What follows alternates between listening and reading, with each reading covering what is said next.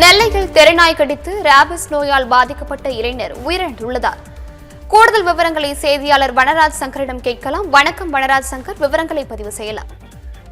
ஷர்மிளா வணக்கம். நிச்சயமாக திருநெல்வேலி மாவட்டத்தில் தெருநாய் ஒன்று கடித்து ரேபிஸ் தொற்று ஏற்பட்டு அதனால் பாதிக்கப்பட்டு திருநெல்வேலி மாவட்டம் யாக்கோபுபுரம் சிதம்பரபுரம் பகுதியைச் சேர்ந்த ஐயப்பன் என்ற வாலிபர் தற்போது மரணம் அடைந்திருக்கிறார்.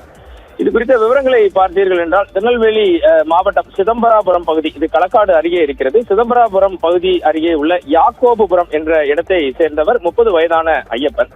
இவருக்கு திருமணம் முடிந்து 2 குழந்தைகளும் உள்ளனர். இவர் அந்த பகுதியில் கூலி வேலை செய்து வருகிறார். ஷர்மிளா, கடந்த சில நாட்களுக்கு முன்பாக இவர் வேலைக்கு சென்ற இடத்தில் தெருநாய் ஒன்று கடித்து இருக்கிறது.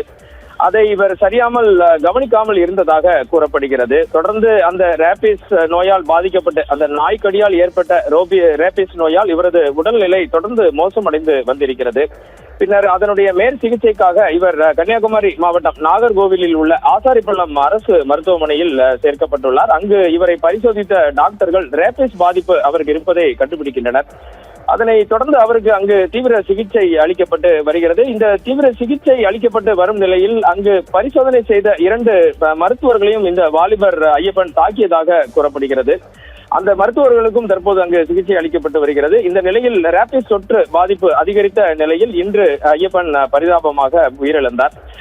இந்த சம்பவம் திருநெல்வேலி மாவட்டத்தில் பெரும் அதிர்ச்சியை ஏற்படுத்தி இருக்கிறது. பொதுவாக தமிழகம் முழுவதுமே, ஏன் இந்தியா முழுவதுமே தெருநாய் கடிகள் குறித்து பல்வேறு கருத்துக்களும் உச்சநீதிமன்ற தீர்ப்பும் வெளியாகி உள்ள இந்த நிலையில் தொடர்ந்து பொதுமக்களிடமிருந்து தெருநாய்களை கட்டுப்படுத்த வேண்டும் என்ற கோரிக்கைகள் வந்திருக்கும் நிலையில் திருநெல்வேலி மாவட்டத்தைச் சேர்ந்த இளைஞர் ஒருவர் இந்த தொற்று நோயால் பாதிக்கப்பட்டு தெருநாயால் கடிக்கப்பட்டு அதனால் ஏற்பட்ட ரேபிஸ் தொற்றால் பாதிக்கப்பட்டு கன்னியாகுமரி மாவட்டம் ஆசாரிப்பள்ளம் மருத்துவமனையில் உயிரிழந்திருப்பது மிகப்பெரிய சோகத்தினை ஏற்படுத்தி இருக்கிறது. தொடர்ந்து பொதுமக்களிடமிருந்து தெருநாய்களை கட்டுப்படுத்த வேண்டும் என்ற கோரிக்கை வலுத்தே வருகிறது. ஷர்மிளா,